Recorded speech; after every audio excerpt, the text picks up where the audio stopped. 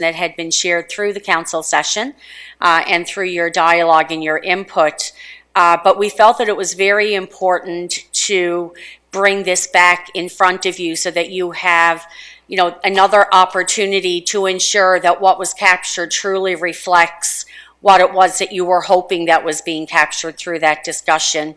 And I would suggest that there may be some additional thought that you have had since that, and certainly since the draft documents that we're going to talk through today were shared with you. So look forward to capturing all of that input, and we'll make sure that once we get that gathered, it'll be integrated into what will become the draft strategic report, which comes back to council on May 24th, I believe it is.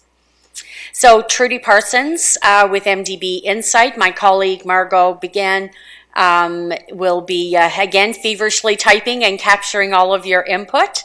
And of course, we've been working very closely with Anna Marie and her team. Are there any questions or clarifications before we get started? Okay. So for the next 90 minutes, we will do some welcome remarks, which I think we've just pretty much covered.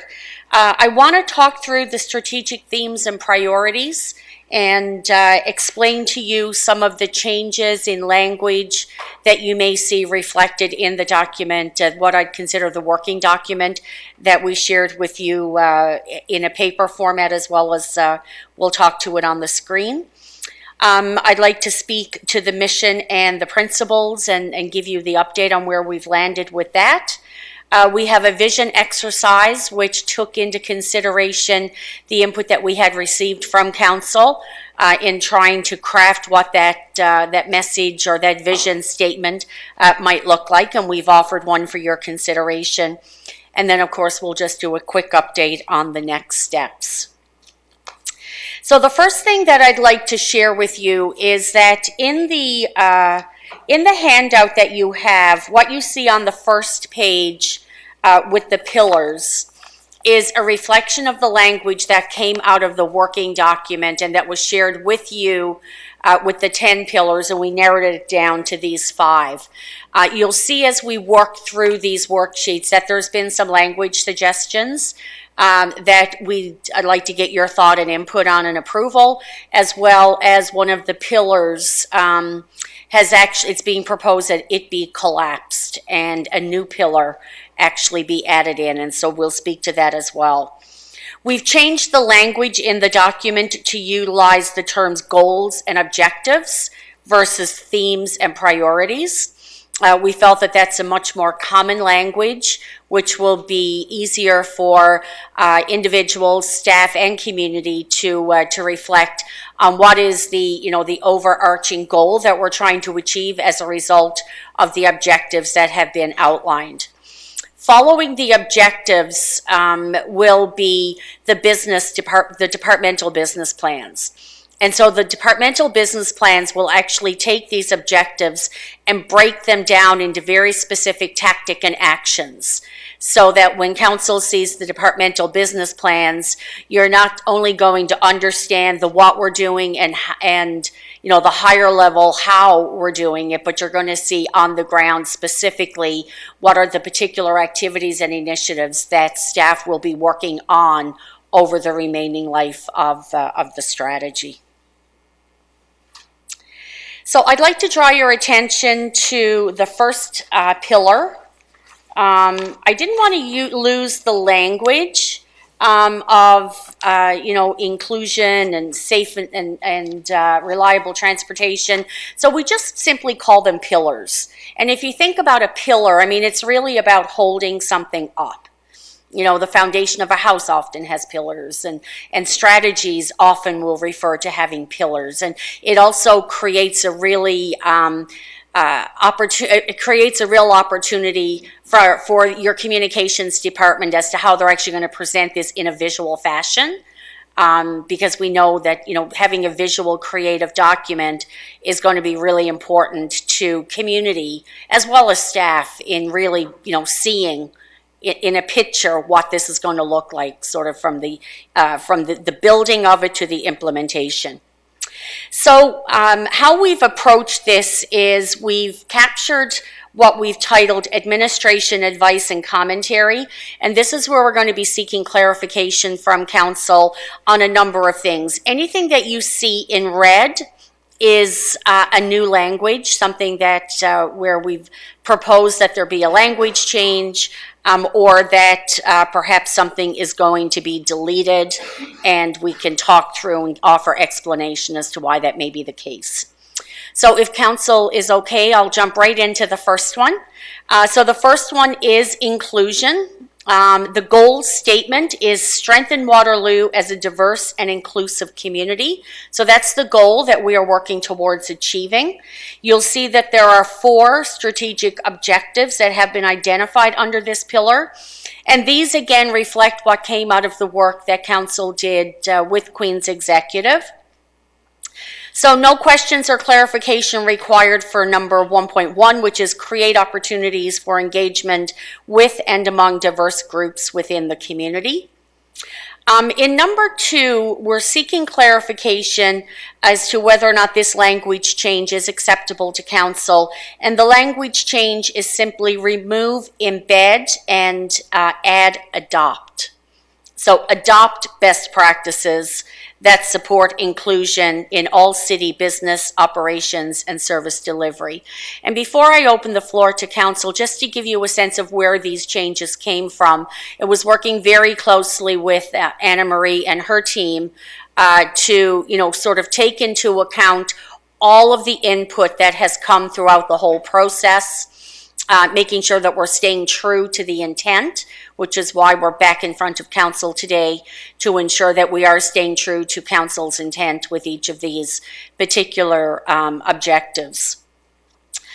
We also had the opportunity to meet with the CAO in advance of presenting this document to CMT last week, and CMT also offered some suggested changes and input that have also been incorporated into this.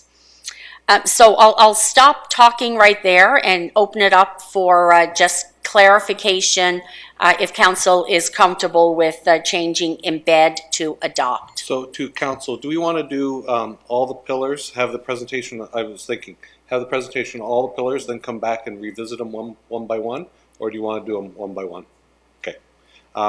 Okay, so first one is, even on 1.1, I think I'd like to have a comment that creating opportunities is one thing. However, somebody explained it to me that for true inclusivity, you don't want to just invite the person to the dance. You invite them to dance, right? And I didn't get that feeling in number 1.1 that it's creating opportunities, but it's the act of inviting of people to the opportunities, making sure we get to them, is more the strategic objective, at least for me. So just as a comment, but I'll open up to the floor. I saw people go ahead, turn on your microphone. Sorry, I was just going to say, maybe not all the pillars, but could we talk about each of the strategic objectives within the pillar and then have the conversation about that whole pillar? Does that make sense? Or yeah, so you want to cover like 1.1, 1.2, 1.3, 1.4, then go back to just getting comments from the consultants and then in talking about all of them at one time. That's my suggestion. Okay, so we'll cover 1.1. Anybody have comments on 1.1? Is that what you're saying? Do it like that? I would like to receive the consultants' comments about all four of the... Yeah, that's what I was suggesting at the very, very start, but I thought I didn't get the sense of people want to do it. I did get the sense that this side of the table wanted that. No. This whole page. Okay, it'd be good if we cover, okay. So continue on with 1.3 and 1.4. Certainly, thank you. So this one was really clarification around the intent of what Council meant by this statement. So proactively address the needs of an aging population through responsive development, programming, and communication strategies. Is this priority targeted to an aging population, or is it Council's intent it be focused on all ages. So we've just added all ages there in brackets. So once we get clarification from council, we'll have direction as to how that change goes or does not. And then at the far column, just some information for your consideration. Wellbeing Waterloo Region Survey indicates that young populations, approximately 18 to 30, are less well than older populations in this region. So we just offer that as some insight into the discussion. 1.4, we are suggesting a change to this language. And the change would be deliver municipal services with a focus on inclusion and access for all. Is it council's intent to mitigate economic disparity as a barrier to access? And if so, does the new language reflect that interpretation? Okay, so now to council, we'll go through them 1.1, 1.2, 1.3, 1.4. Does that sound good? Everybody talk about 1.1. 1.2. Sandra. Oh, sorry. Councillor Hanmer, Councillor Bassett. Thank you. With this one, best practices are a difficult one to figure out, and I think I don't have a word for it yet.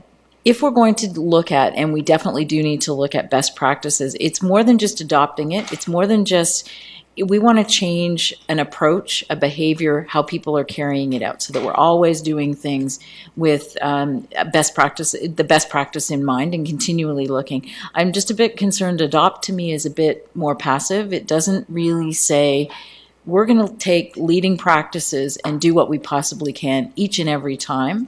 I'm not sure that embed does it either, but it's really just to make it a little bit more action oriented. So you can then measure it. Are we looking at leading practices each and every time we do an initiative? Thank you. If I can just offer, the word that came to mind as you were chatting or sharing your thoughts was practice. Practice. That's a little bit better, because it's requiring you to seek out something, mm-hmm. and then also to put it into practice and make sure we're doing it. Yeah, grammatically it's not the greatest. Yeah, we'll have to. Okay, Councillor Bassett. Okay, through you, Chair. This is the area that I'm most excited and, jazzed about, and so. I'm not going to speak to any one of these in particular to start, but I'm going to kind of give my overall impression of this pillar. And in line with what Mayor Jaworski is saying around inclusion, the other thing I've heard recently from a community member from the Sunnydale neighborhood who was watching something, and it said the opposite of belonging is fitting in. And what inclusion means in this slide is about fitting in. That's what this is saying. And so to omit the term equity from where we're talking about inclusion, it doesn't come across as like, oh, because I said that thing with Councillor Bonagor that this is to be a feather in my cap. It's because that's not where it's coming from, whether that's how it's perceived or not. Not at all.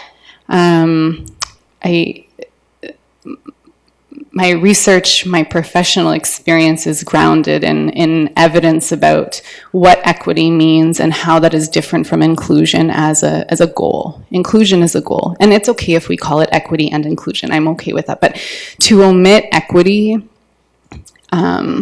means that we're not overtly stating that we are willing to think about how do we treat people differently in order so that they can have opportunity and access in a way that makes sense to them. And so I'm having a hard time even starting with this one, because I'm not seeing the equity piece there, and I'm seeing us perpetuate the idea that inclusion is fitting in, and that is not good for anybody's well-being and sense of belonging. Thank you. Councillor Bassett, did you also want to comment just 1.1 to 1.4? Are you suggesting that there's more to be done here? I think that's what you're saying? Yes. Okay. And I think that a lot of this stuff is the pillar, actually, what's being represented in these strategic objectives to me is public engagement and communication. This is about how do we engage with people, these things, right? A lot of it, and it's less about equity, I think. So I'm not even seeing exactly the fit between the pillar and the strategic objectives here. So I do feel like this requires some work, yes. And not to diminish all the work that you've put into this. It's not about that at all. It's just, this is an opportunity for years to really say what we each think that where the community needs to go, and this is really where I feel the community needs to go. Okay, Thanks. thank you. I think this council thinks it's important, so I don't think it will get lost. But let's continue the conversation. We'll see where we get to. Councillor Freeman, Councillor Bodley, Councillor Henry. Councillor Vassic, Yeah. is it okay if I kind of disclose some of the conversations we had earlier today? Through you, Mayor Jaworski, totally. Okay. So, so Councillor Vassic and I were kind of looking at this pillar, and so I kind of do agree with that assessment that this feels like more try to paraphrase what I heard, which was how to this pillar's not about including people, it's about changing them so they become part of the cities. So we're trying to make them part of us instead of us a part of them, kind of. And so when I went back to what I heard Councillor Vassic and Councillor Bonagore talking about in terms of their equity and diversity, I saw that very much as a meaningful lens by which to filter all of our decision making, and that it's a bigger piece. It's not a pillar. It is an actual decision making lens. And that it needs, and so by calling this pillar inclusion, it doesn't really address what we're really talking about here. So an example I gave was with regard to a planning application. So when we receive a planning application, for example, let's say it's dealing with increased density on a property. Well, we could start thinking about that from an equity lens and saying how, like, by not approving, let's say, an increase in density, are we demonstrating equity in terms of creating housing stock around our bigger vision, around inclusion and access to housing at different, I'm going to say price points for lack of a better way to say it. But in my mind's eye, that whole notion of equity and inclusion and equity and diversity, or equity and inclusion, however you want to frame that, to me is this overarching lens that we use. I agree. I feel like this pillar is more about how it is we want to communicate with people. And that this pillar can deal with that whole aspect, because that actually is, I think, strong feedback that we've heard. I saw it reflected in this draft report too, where people feel as though they aren't, that they don't know how to communicate with us as elected officials. You know, I do not think public officials care much about what people like me think. People like me don't have a say about what government does. And in my mind's eye, that's all around communication.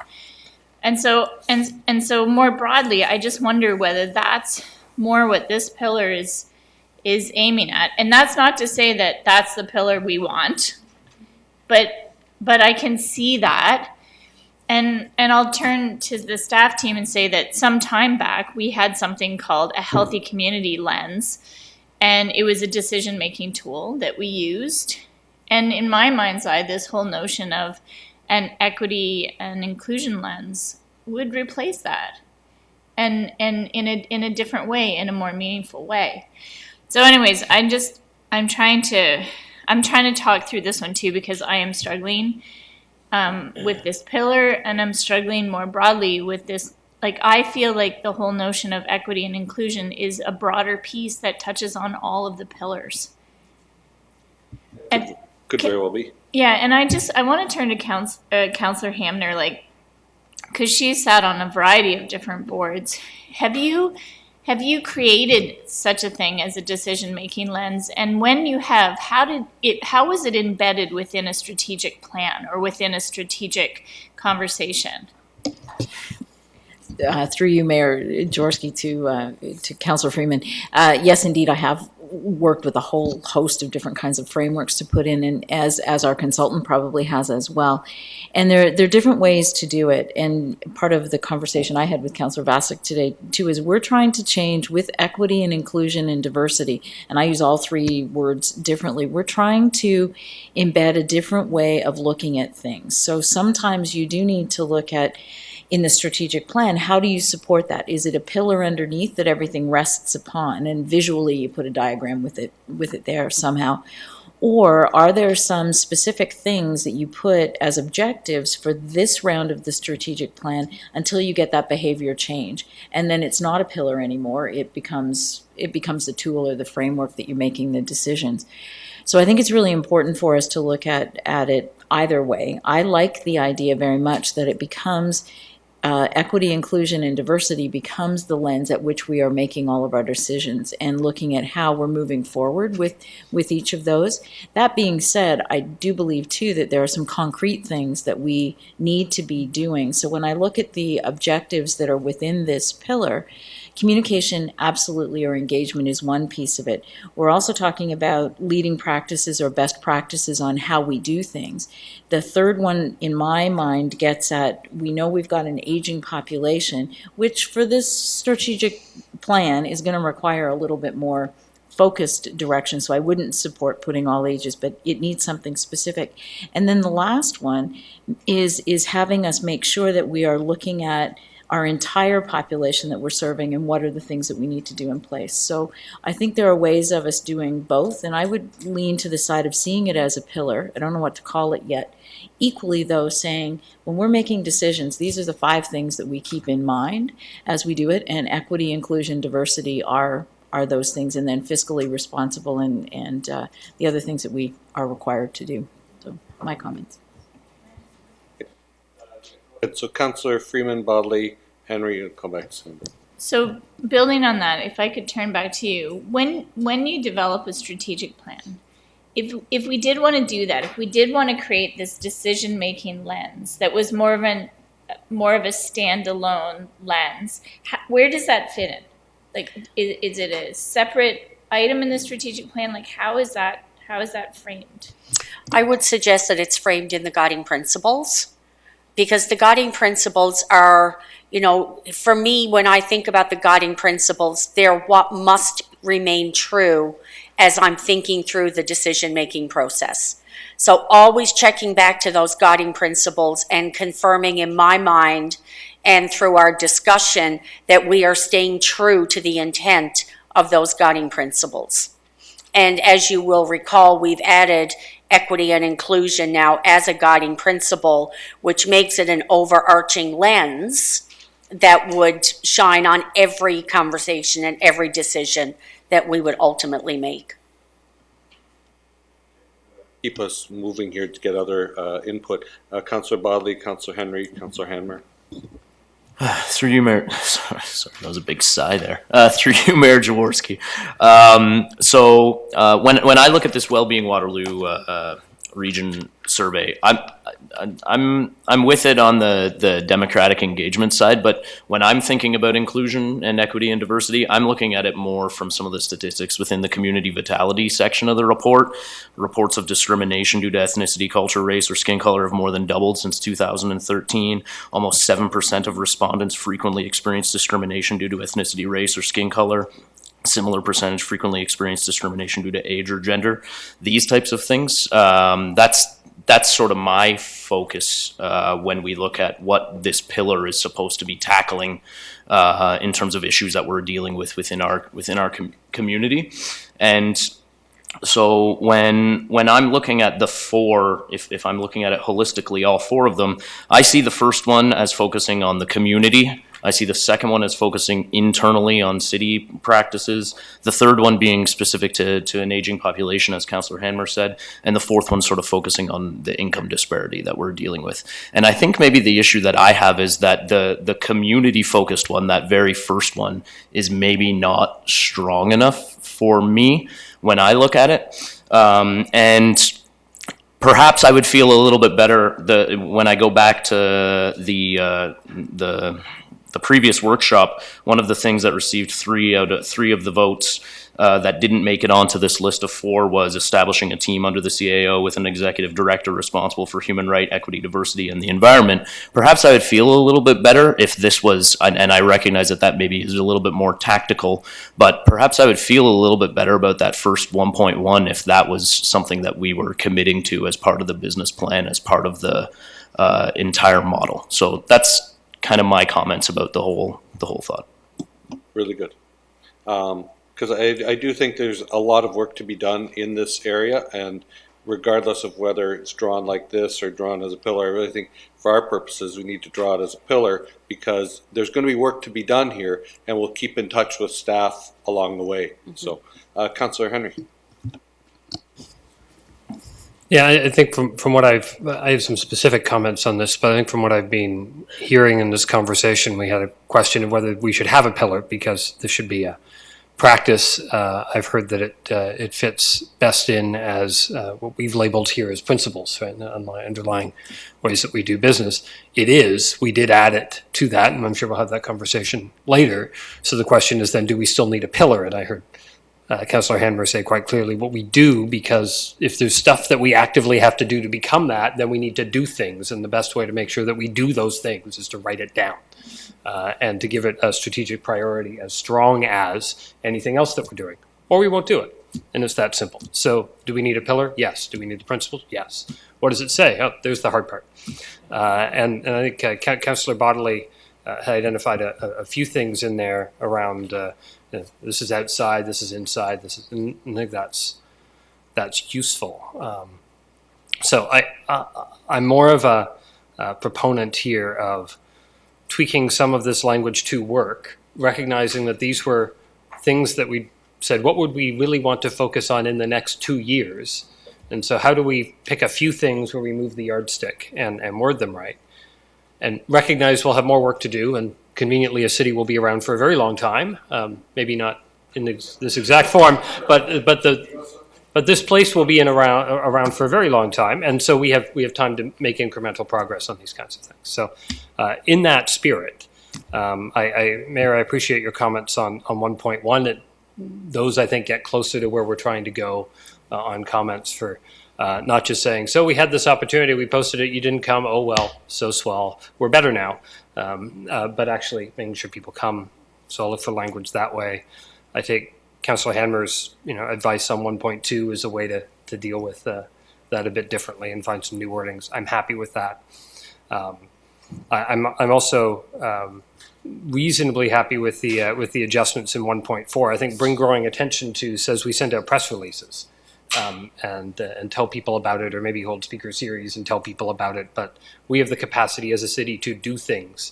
And this was an attempt to try to do things. And maybe there's some wording choices around what we have. Access for all may be more accessible language for staff today on what equity means for how they deliver services. And maybe that's why that's there. And I'm okay with that. And so the point of contention I have with where people have made comments so far is really on 1.3. I think saying that we should be proactively addressing the needs of an aging population, yada, yada, yada, full stop, ignores the clear data that we have before us on where the needs are. Not where the votes are, but where the needs are. And so I'm concerned that we would focus it away from the data in terms of where we're seeing the most there. Could we get a lot of bang for our buck politically and buy-in and support from those that typically engage at City Hall? Absolutely. But I don't think that's congruent with the direction that we're trying to head. So that would be my contrary feedback to what we've heard so far. Thank you. And I have Councillor Hanmer, Councillor Freeman. Thank you, Mayor, to Councillor Henry. Specifically on the aging population, do you really want to get me started on the data around that one? I think in fairness, I appreciate that, yes, it is that aging population that probably is voting, but that's not the lens I'm looking at it. I'm looking at it at the lens from all of the demographic data that's around about the things that we need to do to support people living in their communities longer. So whether it's a health issue, whether it's an access issue, whether it's a type of accommodation or living for individuals, those are the kinds of things that we need to be focusing on. And if we aren't proactively doing that, we're going to be creating a whole host of other issues. I equally agree that the focus from the Wellbeing Waterloo around the abilities and the information for the younger populations, we equally need to address that. So I feel that both 1.3 and 1.4 get us to a point of looking at some of those data. Councillor Henry does bring up a good point. If we are going to be including the objective around focusing on the aging population, because it also affects our roads, it affects curbsides, a whole host of things, we probably should look to some of the data that is already out there, either by, our own big data sources here have a lot of information, health information that's available, distinguishing what needs to happen. No, I think point well taken. Good news is staff are here with their ears on, and they know that when we comes time to roll out the actual work plans, that I think there's good stuff being said here. There's lots of work to be done in all these. Councillor Freeman, Councillor Vasek. So a couple of things. I just wondered whether, to steal a bit of language from this, whether the pillar is more around community vitality or community engagement. And then the pillar that talks about neighborhoods, it would be strong and resilient neighborhoods. And then, you know, I take Jeff's point about all ages, and I just wonder, for me, like 0.1.1, when we talk about diverse groups, I'd be inclined to put diverse groups and all ages there, because there is a really important point around the aging population that we are missing as a city, because time and time again, we've relied on social media tools and other ways to try to communicate with people. And I've been told like that we are not showing any regard for demographics that don't use the tools, B, don't know how to use the tools, and C, don't have an interest in using those tools. And so, you know, so I think we need to I think there's value in 1.3. I like the mayor's comment about strengthening. Like, the word create is just not the right word. It's not invitation. It's not strong enough. And I really do like the way that Councillor Bodley kind of shaped these 4 items, where 1 deals with community, 2 is our practices, 3 is that aging population, and 4 is the financial disparity. Because I do think that those are 4 main areas, but I really would like to see a changed name of this pillar that better aligns with where we're headed with this. Interesting. I'm of two minds of that. I don't think you're wrong, but I would say that, you know, people often won't go beyond the pillars. We'll be lucky if people see the strategic pillars, but people won't go beyond them. And I've heard from Councillor Bonagor, who's not represented today, but, you know, the words equity and inclusion, I hear from each councillors as we're out and about, and I really think that really speaks to us. But speaking of speaking to us, Councillor Vasek's up next. Nice segue. I was just thinking, the other thing that I noticed, not just in this one, but in other ones, I was hoping if it would be possible to get some, to flesh out some of the words, like to have a goal statement that uses inclusion and then an inclusive community. I just want to really be clear about what we mean by those terms, so without using the same words as the pillar. Because then it can also help us to make sure that that's what we mean, right? Like, it's not clear what we mean here when we say inclusive. And so I'm also just wondering, deliver municipal services with a focus on inclusion and access for all. So that sounds more like the goal statement, or part of the goal statement, because it doesn't actually get to the internal. And I just wanted to make a plug that I do want to highlight income disparity. And so I feel like what's in red is a bit toned down, and there is a wealth inequality gap in our community, and it's growing, and I want to name it, and I want to call it out, and I want there to be research done on it. as it relates to municipal services. So not a criticism of you at all, but it's like my research area, and so I really want to highlight it. And I think when we name things, they get attention, and we can talk about them. And Commentary on the pillar naming, since I know this is, of key to this, but do you have any thoughts on that? Yeah.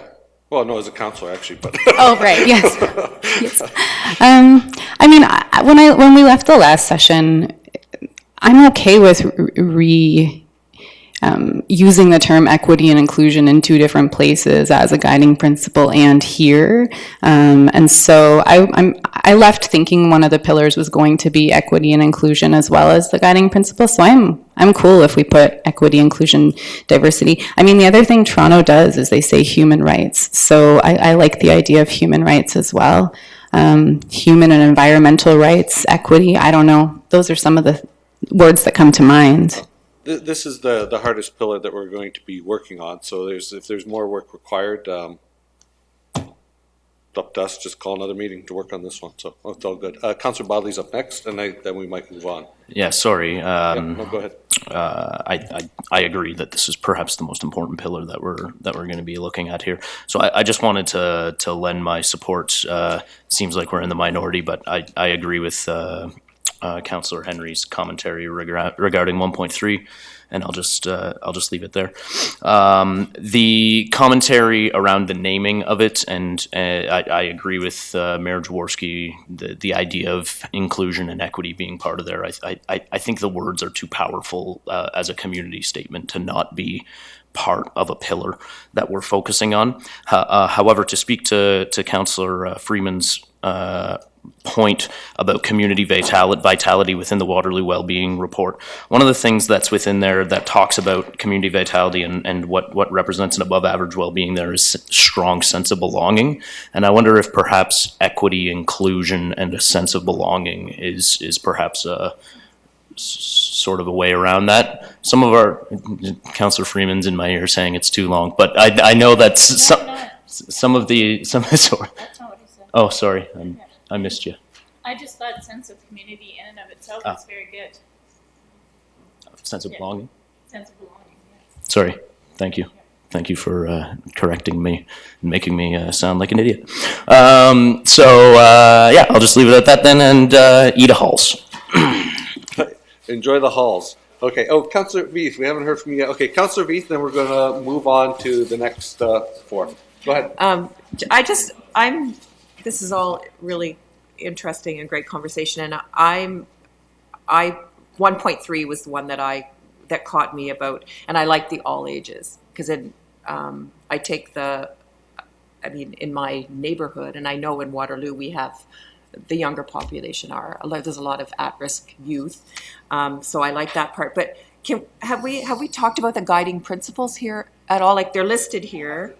That's after? Yeah, we will. Oh, okay. I don't know. I guess I'm kind of looking at that as something that maybe we should be doing at the beginning. I don't know, but maybe I'm out in left field here. But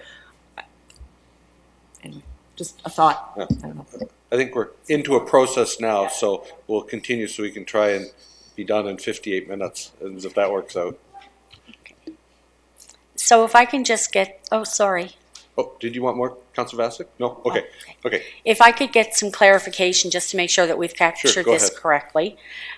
So I'm getting a sense that the pillar could be sense of belonging, which I think reflects inclusion, it reflects diversity, and it certainly reflects equity. So I think you're hearing different things from different groups here. We need some direction. Yeah, I think that's okay.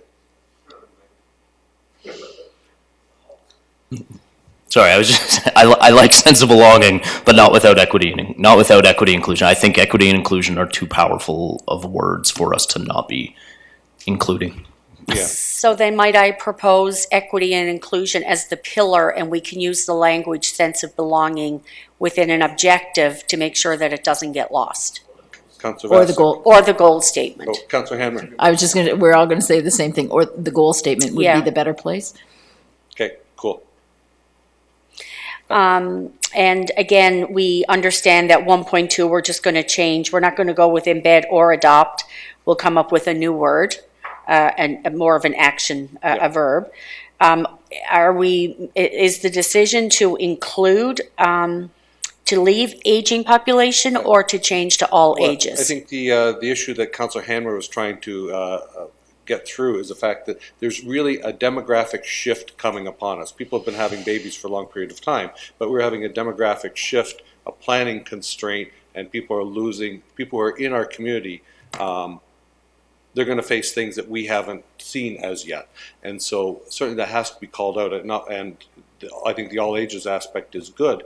But I think that really we're also experiencing a demographic shift. So I don't think one is without the other. Councillor Freeman. I'd really like to see 1.1 include amongst diverse groups and ages within the community. That's where I'd like to see it, is in 1.1. Because the reason why I like it, the needs of the aging population in 1.3, is in addition to what Mayor Jaworski said. I mean, one of the very real things is the fact that what we deal with as a municipality is a very regressive tax base.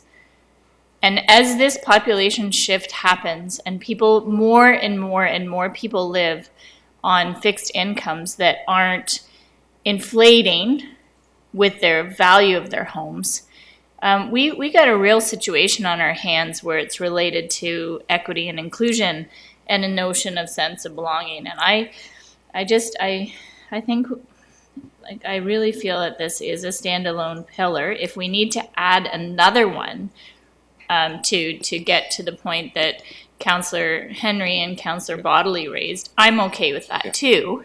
But I do feel that there needs to be one that's specific. So I'm going to look to Councillor Henry to see, based on what you've heard, where do you think all ages should be reflected? So I think I'm trying to look through the strategic objectives to see what's going to pop out on the other side and understand if that's going to make sense for where we want to be spending our time, right? And so what that really means is for younger folks in our community, whether they be the young adult population that's been identified by the survey, since they only surveyed that population and up, we don't have the good data below that, right? So it's not that we know that people under 18 are hunky-dory, it's that they weren't part of the data set. So I think what we've heard is that for many folks is that younger folks, both young adults and children, there's some more work that we need to do as a city. We have people who actively do seniors programming at specific seniors facilities in our community that we are going to invest a lot of money in this term of council. We do not have the same kind of investment and articulation for youth. So the question is, does adding Councillor Freeman's suggestion in 1.1 get us enough of the way this term that it's going to satisfy? Does that mean that it's not creating opportunities, but by sort of helping people, engage with those, are we helping to support other groups in our community do that work rather than us create a large, staffing group to match the senior side? It fits under there if that's what we're trying to do. But if we're trying to do it ourselves, then it's not about helping folks in the external community connect, it's an internal question. So that's the question I'm asking myself. I don't have a solid answer for that because that's all of us. I think most of where I can expect we're going to make some movement in the first couple of years is on the community-wide support, because that's where people are already positioned. I don't think we're going to have a huge internal shift for how we're staffing up and how we community resource our area. So I'm comfortable with it, but I pose it in that way because I think that's, whether it fits or not, depends on how you believe that should flow through into what kinds of things we'll be actioning and expecting our staff to action in the next 2 to 4 years. Councillor Freeman. I just had a question for Councillor Henry. I'm just reflecting on your thoughts in terms of what you said in terms of more work needs to be done related to youth engagement and supporting youth engagement. I'm trying to understand, do you think that it fits under the resilient neighborhoods piece? Are we missing something there as it relates to that general population? And because I'm just having a conversation. I'm not trying to push it one way or another. I'm just trying to think about this because I agree with you that youth engagement is really important. And especially given like the volume of individuals that are attracted to this community for higher learning, and we want them to stay, right? So when we look at that piece around how do we make that investment with the lens of making sure they want to stay in Waterloo and choose it as a destination to grow and prosper after their educational, where does it fit? And I guess I'm trying to understand that, and does it fit here? Does it fit somewhere else? And just as I turn over to Councillor Henry, as you were speaking, Councillor Henry, I was thinking about the Iceland model, like, you know, of trying to get things done at the community level. And if we were to say go whole hog and say we want to do the Iceland model in our community, then it would probably fit. It would probably fit under number 4, strategic neighborhoods or resilient neighborhoods. Anyway, go ahead. Yeah, well, and I think this ends up being split. I'm happy with it sitting in 1.1 as a concept of diverse pieces, knowing we're going to have to tackle some neighborhood level stuff, and I think that will, if we do that well, I think that'll satisfy Councillor Veith's concerns and some others, because we do have some amenities we're trying to draw forward for that very specific purpose. Councillor Vasek, then we'll go back to Trudy. Just to say that 1.1 is probably a great place to put it, because if we put it elsewhere, then we presume that that's where it belongs. And so if we engage with youth, I mean, that's really the starting point, right? There used to be a youth advisory here. There used to be a youth leadership. Sorry? And so I think that this, putting it in 1.1 will say, okay, we're at a first step where we need to start engaging youth, or restart engaging youth. So I think 1.1 is a great place for it. Okay. Back to Trudy. Okay, thank you. The more questions you ask, the more answers you'll get. This is why it's such an important conversation.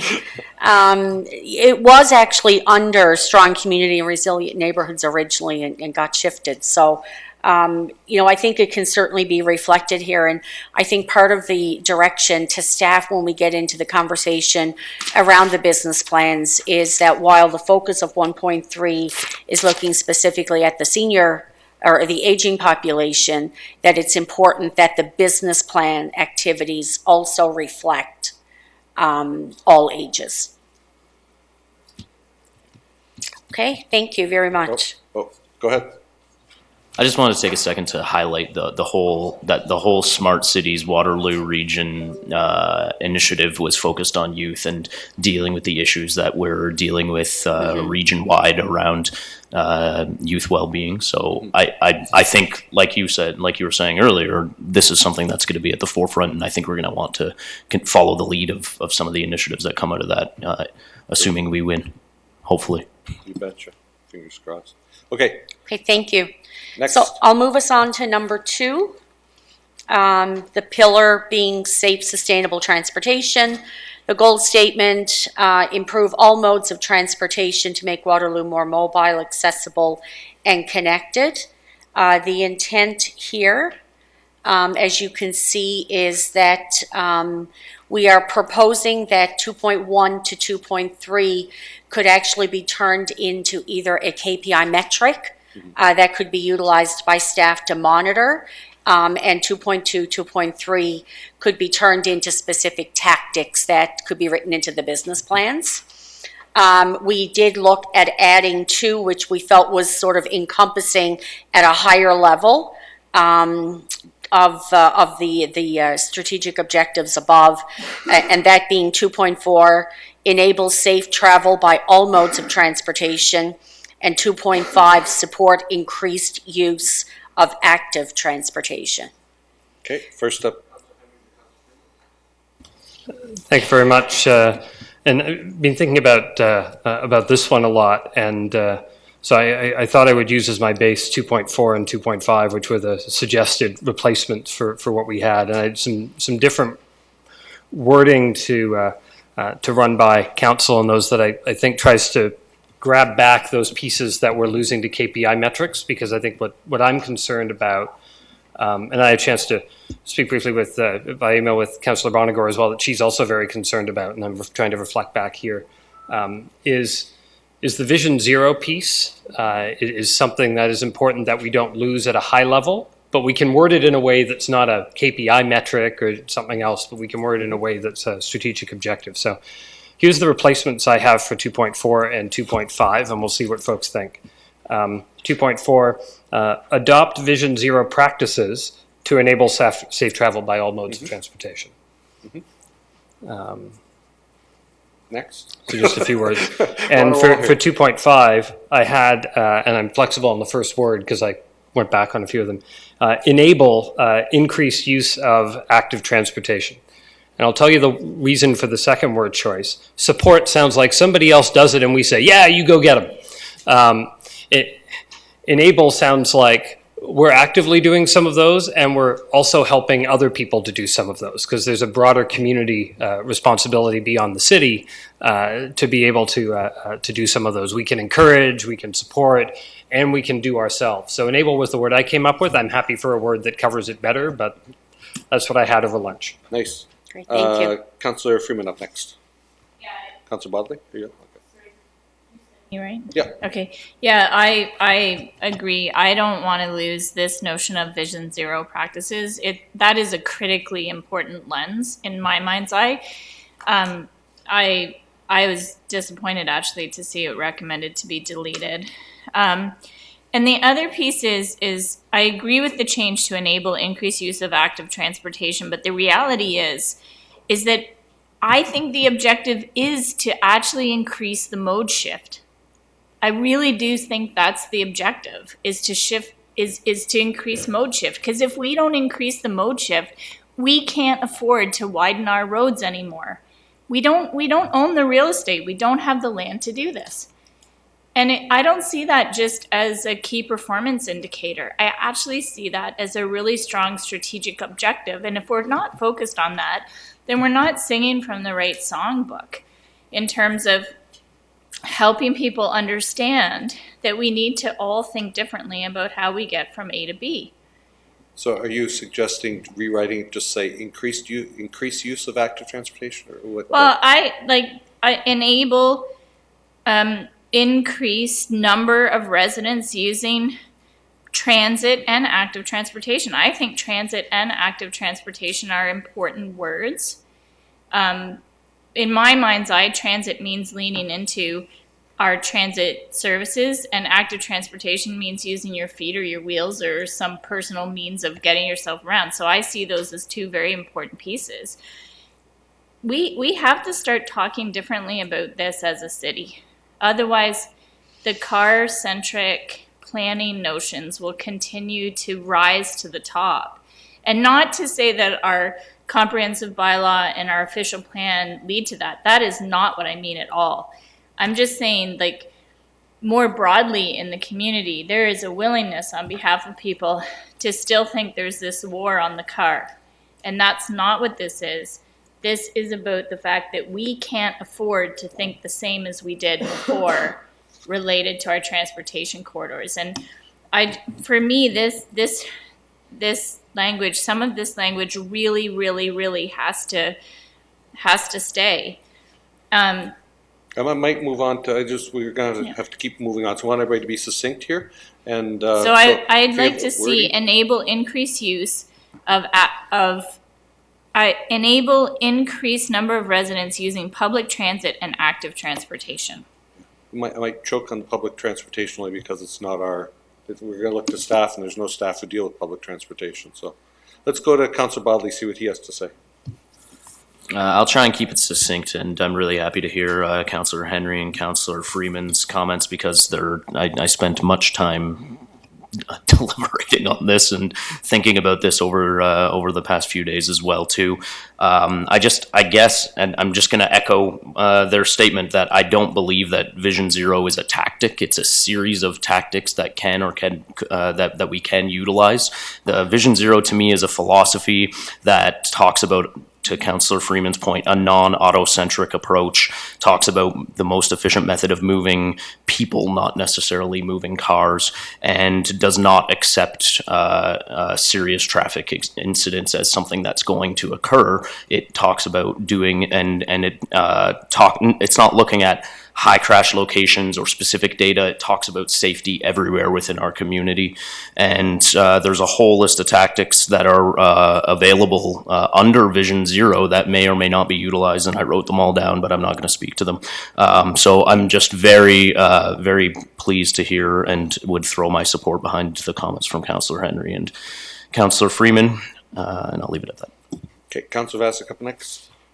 Yeah, can be a Vision Zero community be the pillar? Like, if we're thinking about this as a theory of change potentially, or as an alternative, this is an ultimate outcome, right? Like, this is what we really want. It doesn't mean that we're going to be perfect at this, right? But if we think about the vision statement that's here, and this is basically for everything in here. If we think about the vision statement that's about learning and discovery, you need to have really, really far-reaching goals, and you're going to fail. And I think that in a community based in innovation, that we know that you're going to fail in order to learn and discover new things. So I want to be really aspirational with these pillars, and maybe Be a Vision Zero community could actually be the pillar. So one thing that's come up in my regional work as well, and one of the reasons why staff were against Vision Zero is like a trademark kind of thing, like a name. It's a group. It's not just a concept. It's a thing, right? So they were reluctant with that, and I don't know all the details of it, but I would be concerned that it doesn't have all the things of driving more use of active transportation as well, of that, as opposed to the safety aspect. So, Councillor Hanmer. Just one other comment with it. I don't disagree with the concepts of Vision Zero, and we need to make sure that we're clear around that. My concern too is this is a public document. To the mayor's earlier comment, we want things that people are going to understand real quick. And Vision Zero, we'd probably spend a whole lot of time explaining. So somehow, if we can put it in there that's a goal, that's good. But so far, I like what Councillor Henry said. Just in light of, I'm going to come back to you. In light of what you've heard around the table, what are you thinking now in terms of wording? I must say I'm still hesitant about transit because we don't have staff who work on transit.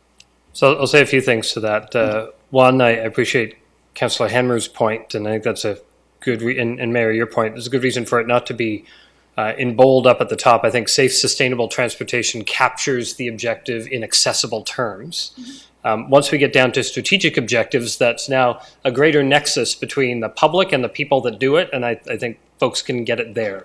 So I think where I originally put it and how I worded it, I appreciate. In terms of the second one, which has got attention from both Councillor Freeman and yourself in different ways, I would argue the use of public transit and active transportation would be fine wording in my book, recognizing that we're not going to buy a new GRT bus, we're not going to create or operate a new transit system, that ain't our gig.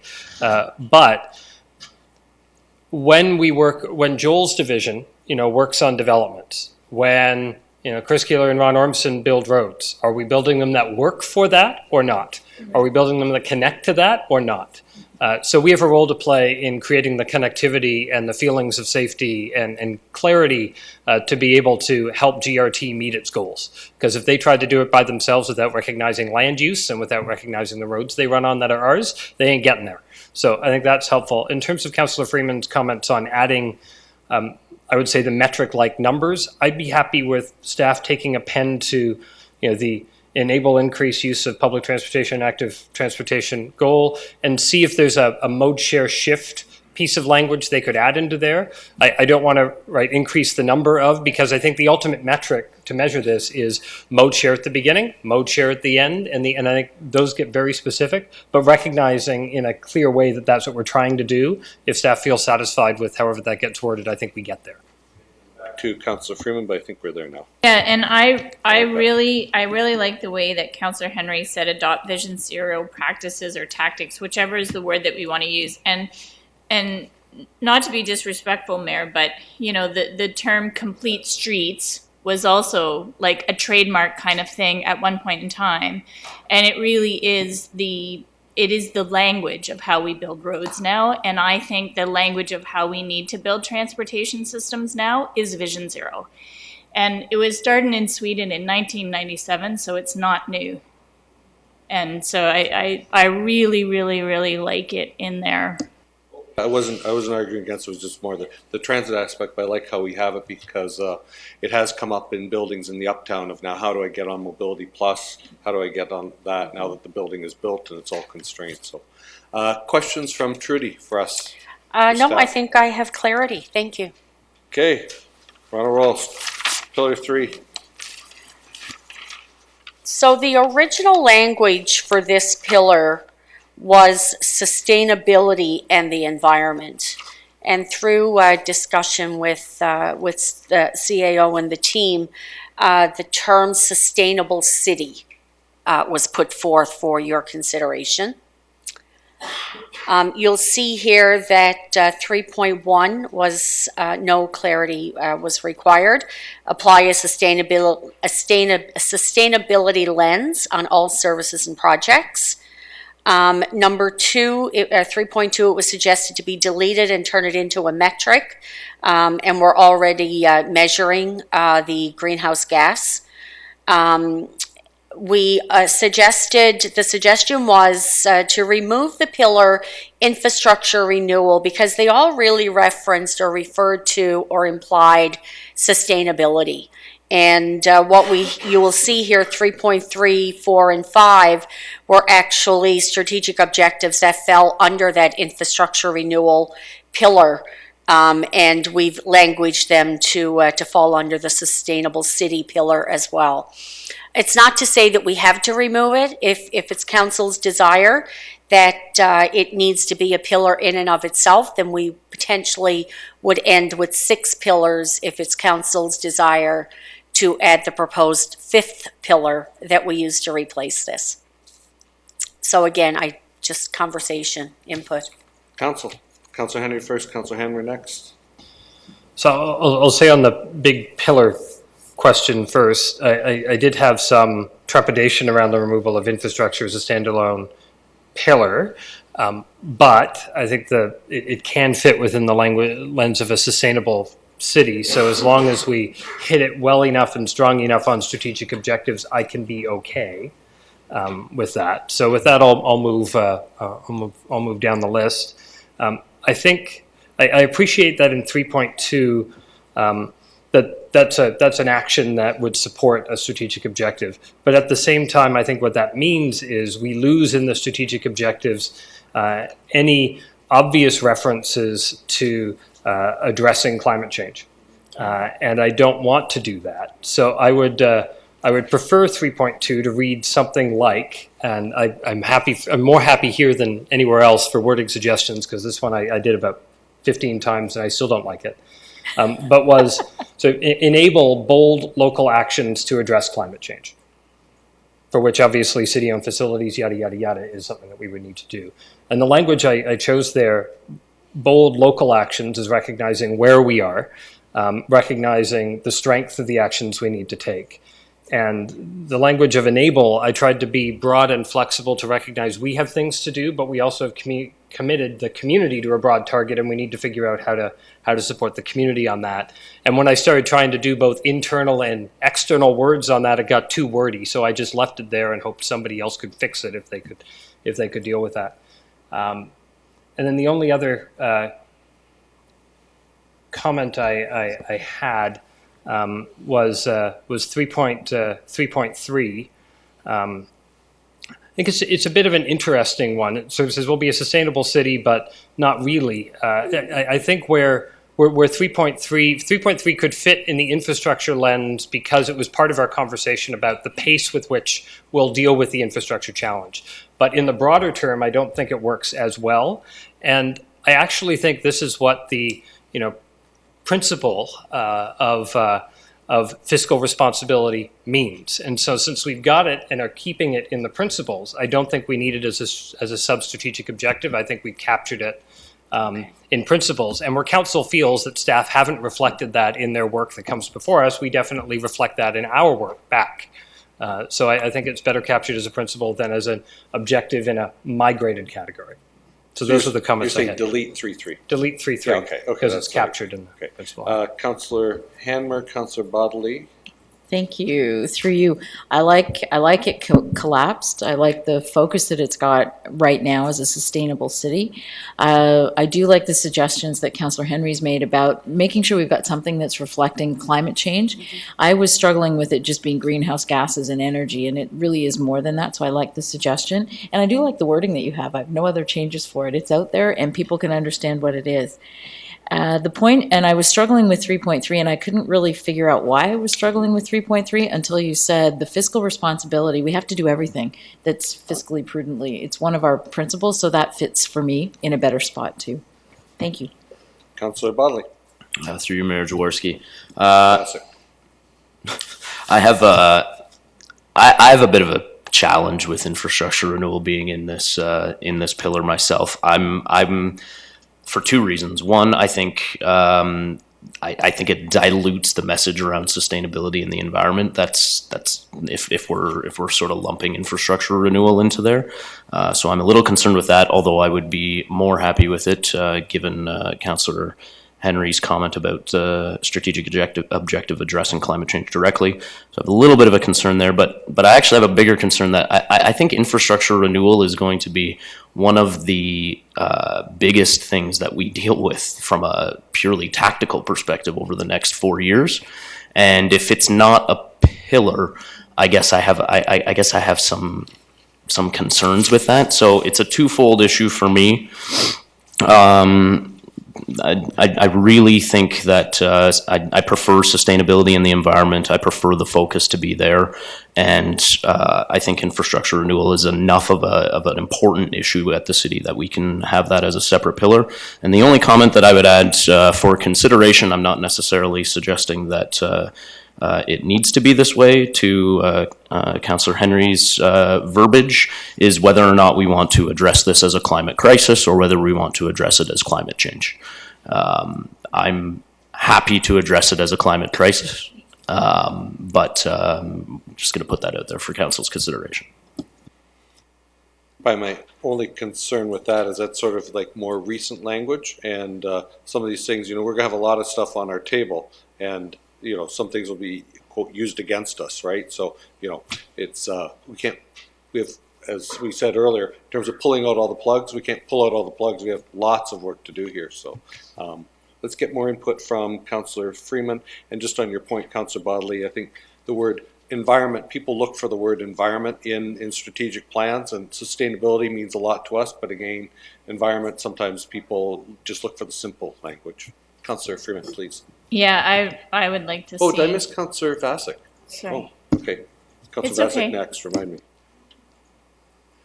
Councillor Vasic, you go. Okay. I was going to bring that up, so just going to say what I'm supporting here. So it's out there. Definitely, let's call it a crisis. I'm totally cool if people feel like we're not doing enough, but just that we know it is a crisis. Pardon? I said, you're not mayor. They come to me all the time. That's true.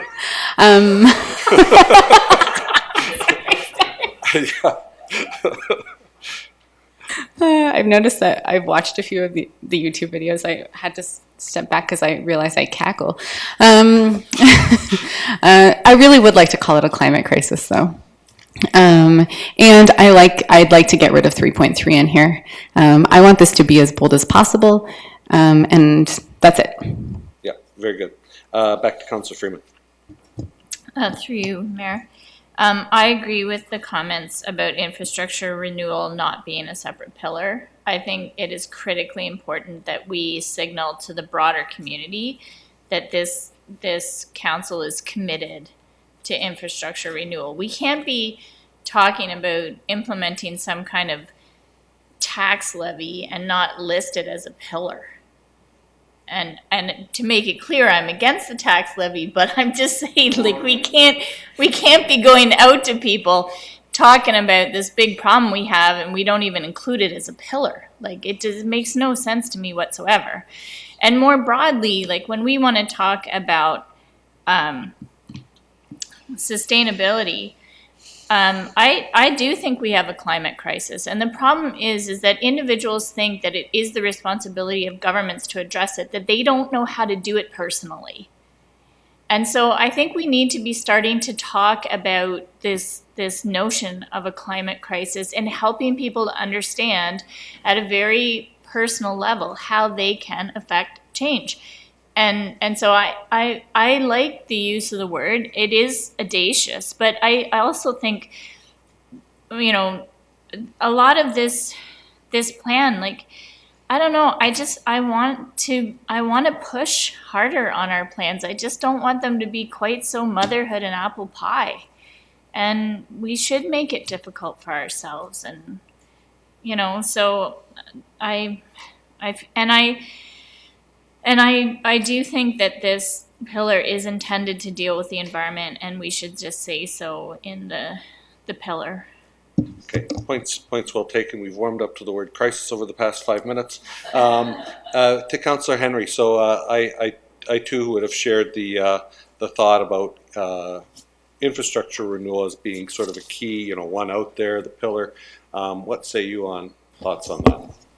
Well, that's where I started from. Yeah. And I gave it a chance, and Yeah, I I know. tried to So, make it work. but So I'm I'm gonna totally come on board with keeping it standalone, and that means pulling the relevant pieces back apart and allowing the pillars language to shift a bit. As much as I do like the sustainable city piece, but I get some folks are attached to the environment as a separate set of words. And so I'm happy with where people want to go and to pull it back apart. And then we can have a debate about whether to enter that proposed fifth pillar in or not, because I only have 5 fingers on one hand last time I checked. And so we'll see if 6 makes sense. So if we put it back in, we'll end up at 5, right? Why, what else did I miss?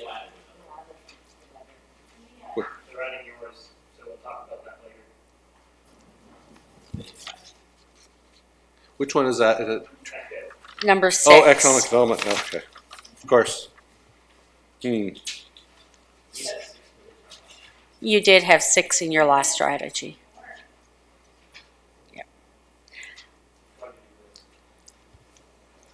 Okay, questions from, Yes, please. So I just want to confirm the language, Councillor Henry. Enable bold local actions to If that's addressed the climate crisis, yes. address. then Okay. that sounds like where most people have jumped in Yeah. on. And Oh. I see, yeah. Yeah, except for Councillor Hammer. Councillor Hammer, go ahead. Yeah, no, I'm good with the language there. I'm going to, sorry, I'm a little slow. I'm moving us back to, if we take out all of the infrastructure renewal pieces, I just want council to realize what we've done. We just have one thing that would be an objective under the environment, because we would be removing probably, well, you could argue sustainable lens 3.1 could stay, but 3.4 and 3.5 both come out. So what else are we directing? We still have 3.2 with Councillor Henry's new language. And that's the only one that we would have So there in. would be 2. Yep. 3.1 and 3.2 under sustainability and the environment, and there would be 2 under infrastructure renewal. Yeah, and so I'm just raising that. Is that where we want to be? And that's all. Yeah, I know, I thought I was looking a bit skimpy as well, but I think it's the bold stuff, the bold word gets us there. They're big. They're big, for sure. Back to Trudy. And just as a reminder, I mean, when staff take these, they will be developing business plans which will have, a series of actions or tactics that they are going to be attaching to each of those strategic objectives. Okay, I see Councillor Freeman. Well, it's just, if you look at the goal statement, it says transform Waterloo to be environmental, economically, and socially sustainable. Like, does the economic lens, does that fit in here? Because because this notion of applying a sustainability lens on all services and projects, like, in my mind's eye, the economic stuff fits in with that. I don't know. I'm just asking the question. Statement that crossed my mind too, but I think the problem is if economic development, we were looking at doing all the evolved green in that, which we are doing, that's one lens, but if we're doing it broadly, then it's a different lens. So let's see where we get to. Okay, making progress. And I just, if I may, go ahead. just to add some clarification, when you think about the language around sustainability, it actually includes the 3 pillars. of environment, economic, and social, which actually also includes culture. So sometimes you'll see it reflective of 4 pillars, and sometimes you'll see it reflective of 3 with culture integrated into social. And my understanding from conversations with Anna Marie is that this is language that council had adopted, I think you had mentioned, like in 2016. So we just embedded that same language into the goal. Through you, Go Mayor ahead, Dworsky, Amy. may I just ask for a point of clarification based on discussion with regards to Pillar 1? In 3.1, we speak to apply sustainability lens, which within the organization is not yet formally defined. What I heard in your discussion about Section 1 was an equity lens. I'm wondering if that's the place where you would want to gain traction on the development of a lens. And if so, if this is a way of bringing that language in addition to it being, as you'll see later in the principles. You know, I was thinking about, you know, we've always talked about the different age-friendly lens as an example, environment lens, sustainability. Not sure where all those belong, but those are the ones that, that's what passes the sniff test by the time a report comes to our council. So not sure where that might end up, but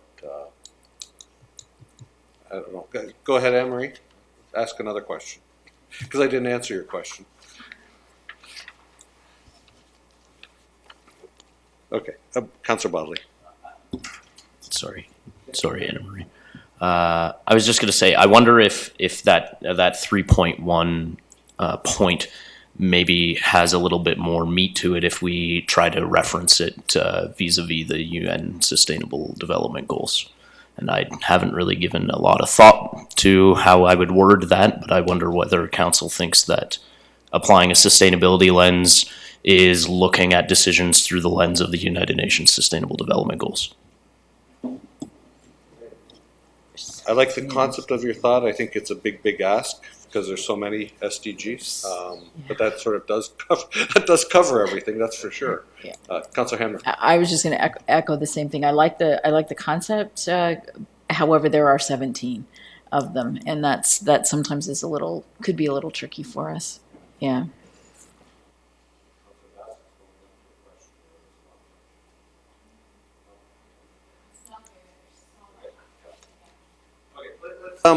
If we can, let's keep on moving, and we'll see where we get to. So pillar number 4, strong community and resilient neighborhoods. Position Waterloo as a strong and resilient community. Propose deleting number 4, the language of 4.2, and rewriting it to read, encourage creative and diverse use of public spaces while respecting safety and accessibility. And 4.3, relanguaging to read, support the arts and culture community to enhance Waterloo's quality of place. Hands from council. Councillor Henry first.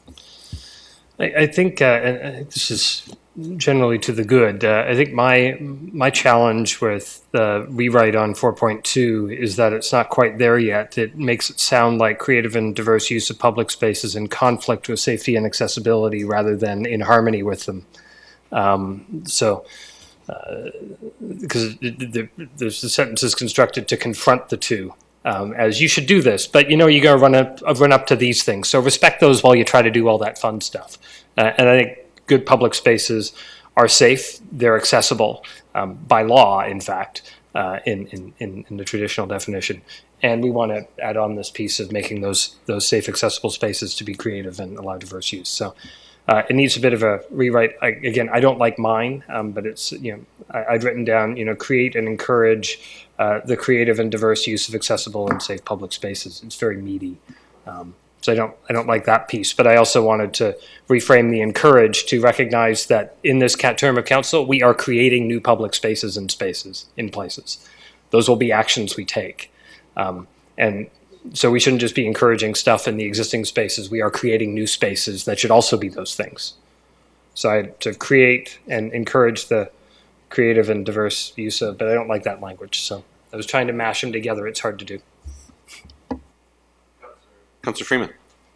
I really like the word in the original one around vibrant. Vibrant, like I just feel like 4.3 talks to the arts and culture, and inherently when you think of arts and culture, you lead your mind's eye to creative.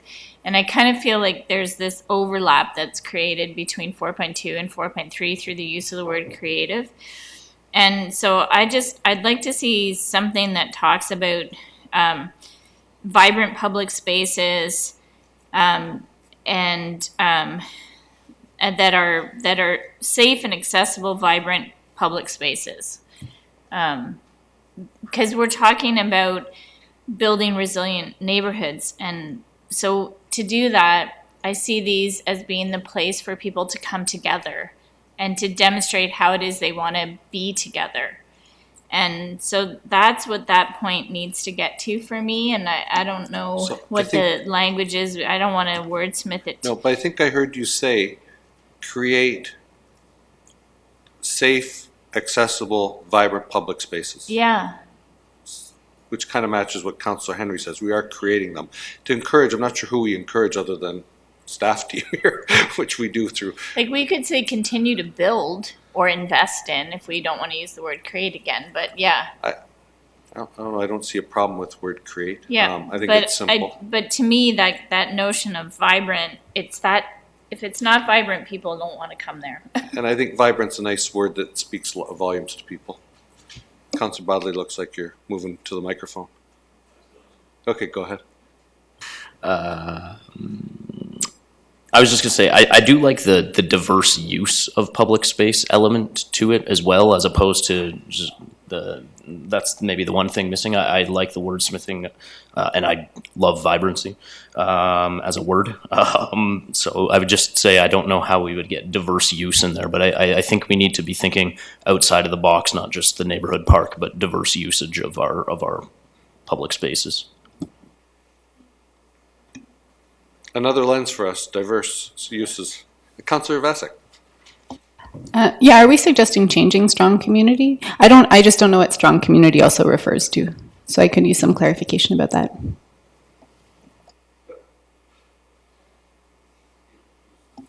Doing this kind of strong. You'll watch it on YouTube later, you'll get it. It's a lot funnier then. Okay, was that a question of perhaps Anne-Marie or background on that, or to? So I'll hand the mic over to Margot. I think for myself, the aspect of strong does raise some vaguity and question about, if you're not strong, who's strong. So it'll be I think useful to have Margot explain where the languages come from. Thank you. Sorry about that. It emerged from a lot of the discussions around quality of place and a sense of community, you could just say strong neighborhoods, resilient neighborhoods, but there needed, the feeling was and the expression was that there needed to be sort of a broader sense of the wider community, that the neighborhoods where people live and interact is foundational to this, but also that collectively building towards this, and it includes the idea of having a unified vision, having access and inclusion, all of those things, and that's what it's meant to speak to. So I think the concept is important, but perhaps those aren't the right words to describe it. And if I can just add to that, it's really the sum is greater than the parts. Okay, so I love that clarification. Thank you. Because then it made me really think about how a lot of the things we talk about are about how individually focused we are. And so I don't know where this could go, but I love this idea the sum is greater than the parts, this idea of a collective, connected, resilient community. If we want to put the collective above not just the individual, but prioritize the collective and community, maybe we can use some of those words. Just to Councillor Vasek's point, I'm actually envisioning that somewhere like below the title of the pillars. Each of the pillars will probably have some sort of explanation on the final document, right? So I'm wondering if that's where it belongs, or in the goal statement. Yeah. Okay. Oh, yes, go ahead. Well, this is something that, to your point, Mr. Mayor, about the goal statements, what I'm hearing from council is that they perhaps need to be more a statement about that allows the community or residents to see themselves in it and what it means to me. Right now, they're fairly high level, I think, but is that sort of the intent, that looking for language that speaks more to where I see myself in this pillar? So I think the question to council is, do the goal statements need to be succinct, or should they be a bit more prosy? Because it's the descriptive part of it that the succinctness is in the pillar. Maybe we need a little bit more prose in the goal statement. But I see Councillor Freeman had her hand up as well. It's just on another piece. When I read this pillar, I was trying to think of it in the lens of looking at it through our neighborhood strategy, because that's a long-term strategy. And in my mind's eye, that is one of the delivery agents of this pillar. And I just not sure whether we got everything. I don't know if it's aligned as well with that neighborhood strategy as it should be. And that's the only thing that concerns me, and whether this can be circled back on that front, because this all started years ago when we were actually talking about building healthy and resilient neighborhoods. We were focused on this notion of health, not a word like strong. We were focused on health of the community. And I'm just thinking we still need to be focused on that, because when we look at this document, you see a lot of pieces in here that point to people not feeling that they're healthy, whether it's their air quality, whether it's their mental health, whether it's related to financial security. All of that points to a healthy community. And so that's all. I just would really like this pillar to be circled back a little bit on the neighborhood strategy. I might look to Commissioner Dykstra to see if you had been involved in this. Have you any particular thoughts at this time that we should be considering? Because that certainly struck me as well, because executing on the neighborhood strategy is vitally important to all of us here, and we have to fund it in that. But is there anything that we're missing here in the strategy that comes to mind right now with respect to the neighborhood strategy not being put in enough? And just giving you a chance to talk only because you're here. I don't want to exclude you. Not asking for any impromptu presentation. Through Mayor to all of Council, yes, just when I'm hearing the conversation and where we're going, yes, there seems to me to a point around the neighborhood strategy. Where is it lying? It's absent right now. I've been flipping through a couple of the sheets to see where it is. So I do agree that we need Council may need to take that a little further and see where we can embed that. Okay, for further work. Okay, good. Or No, I liked the suggestion of healthy, so perhaps it's healthy community and resilient neighborhoods. Okay. No, I think we're good. Okay. So this was the infrastructure renewal, and I understand from council's directive that you'd like to see this added back in. Okay, looking around the council, am I seeing nodding heads? Yeah, and I think you've reworded some of these strategic objectives Yes. back up top, so it's the rewords that would come down, That's including correct. eliminating that, that was 3.3, but yeah, Correct. that works. Okay, so everybody seems to be fine with that if we Great, thank bring you. it back. And the new pillar that we had proposed was economic growth and development with a goal statement to foster a robust and diversified economy. And this really came out of our observation when we looked at all of the input, particularly with what we heard when we did the stakeholder interviews with members of the business community and some of the leaders in the community through, the university and the post-secondary sectors. Was the recognition that, there is certainly a lot of work, as you've identified, that needs to be done. There will be a lot of activity to advance the pillars of equity and inclusion and sustainability. And all of those things generally come with a cost. And so, our thinking based on those conversations and our own observations was that it's important to also recognize that part of the cost or part of the funding for some of those initiatives will emerge through creating a strong economy where you've got new investment coming into the community, where you've got business expansion taking place with businesses that are already here, and certainly retaining the businesses that you have here. And so really that was sort of the ground truth for me on why we felt that this one was worthy of being put before council for consideration. There are 3 specific pillars that are identified. Actively attract and nurture innovation across all sectors. So, of course, that certainly speaks to technology and change and commercialization of ideas that are emerging through the post-secondaries. Aligning economic development and job growth with community development. Economic development really is the focus on the investment into the community. Community development is the focus on bettering the community. And again, there's a significant alignment between those two, because in order for new businesses to look at coming to Waterloo, some of the things that they're looking at is the accessibility of talent, the accessibility of housing, the quality of life, quality of place for their employees. And so we wanted to make sure that, it's not just about economic development, it's about how do those two pillars really align and support each other. And then celebrating the connection with education partners to fully leverage growth opportunities.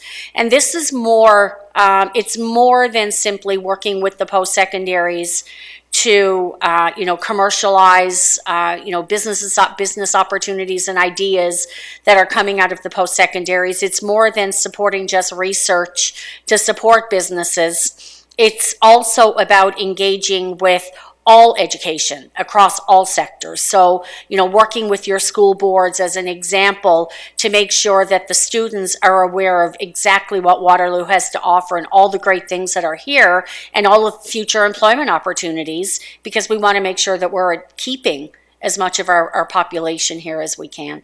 So that was sort of the thinking behind that particular pillar. Councillors. Councillor Henry. Thank you. Through you, Mayor. I like this one being included. I think it is important for us to focus on. With 5.1, just thinking simplistically and thinking, again, the communication component of it, I'd suggest that all sectors doesn't speak to everyone, but can we just simply say actively attract and nurture innovation throughout the community? Because it's really everywhere that we want it to be. Are you thinking about your background, our own background in Capacity Canada, and thinking more broadly like that, as opposed to definitively for-profit industries? Is that Correct. what you're trying to get at? Correct. Yeah, because it could be almost any sector of our community, and I worry that the word sector makes a lot of sense to us, but it may not make so much sense to others. And if you were saying we're focusing and attracting innovative, creative kinds of activities throughout the community, we can determine however that is. It can be our education partners, it can be with the industry that we're trying to bring in, or if what you were trying to name with this one is particularly businesses, then say businesses rather than all sectors.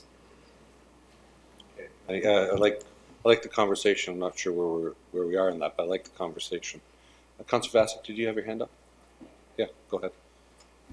It might be in here, but in terms of traditional sector, creative industry, I'm not sure. But one of the things that really struck me when I went around campaigning was just a guy who I talked to who was saying, there isn't a job for me here anymore. We have a knowledge economy, and so those manufacturing jobs are dwindling, those more labor-oriented jobs are dwindling. So I'm not sure how we can reflect that here. It is kind of reflected when we say a diversified economy, but I wonder in terms of the strategic objectives if something could be added just to make that really clear that knowledge economy jobs and tech sector jobs are wonderful, and that's kind of what innovation and creative industries imply.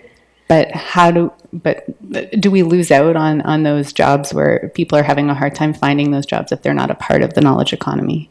I would add to Councillor Vasek's point is the fact that even during, if we look at the equity and inclusion lens, I call it jobs for all. That there has to be, everybody in our community should be able to get some sort of job here. Might not have every job here, but and it's going to be harder with our lack of real industrial land. But in terms of jobs for all is what I call it. But I'm not sure how to put that in here. But I think that has to be something that we are concerned about it for sure. And what can we do about it? So if I may just share a couple of initial thoughts. I think it's important to recognize that while manufacturing may not be the traditional manufacturing sector that we've seen in the past, it is still a very critical sector to the economy across most communities. I would suggest including Waterloo, and I haven't looked at the numbers of late, but I would suggest that it's certainly a major contributor to the economy within Waterloo. I think it's important to recognize that, when we talk about innovative and creative, we are talking about manufacturing because manufacturing is changing and it's much more niche manufacturing than traditional. So are you going to attract a plant that's going to bring 1,000 people? Likely not. But I would suggest to you that there are many businesses in this economy in Waterloo that are doing very niche manufacturing, and they are absolutely contributing to employment in your community. Probably 70+% of the jobs in your community are coming from small to medium-sized businesses. So I think that's one piece. I think the other piece is that there are jobs in Waterloo for all levels. So from low skill to medium skill to high skill. Those jobs exist, and I know that because I look at the jobs data. And there are jobs. When I hear people say there's no job for me, it's that they're just not sure how to connect to the jobs. They don't know where to go to find the jobs. And I think that support is available through your voluntary or nonprofit sector, where you've got programs through Employment Ontario to support sort of the transition of workers from unemployment to employment. So, when I look at pillar or the objective 5.2, it talks about job growth. We could certainly strengthen that, Mr. Mayor, to reflect your thinking around, jobs across all skill levels. Might be a good way to language that. So job growth across all skill levels and all sectors. Yeah, I think I sit on regional council as well, and I was just reading a report on the weekend. At first, I'll circulate it to us because it was on that. And of locally, the number one industry is manufacturing, except in the city of Waterloo, where number one is finance and insurance, and number two is education. I can't remember where manufacturing ranks within the city of Waterloo. So that re-emphasized my need that we need the jobs for all, because we can't say, okay, you can live here, but you got to commute elsewhere if you need this kind of job. So I'll circulate that, but I think you're onto a good point of somehow including it there. I'm not so comfortable with all skill levels, but okay. Did you have your hand up, Councillor Bodley? Okay, go ahead.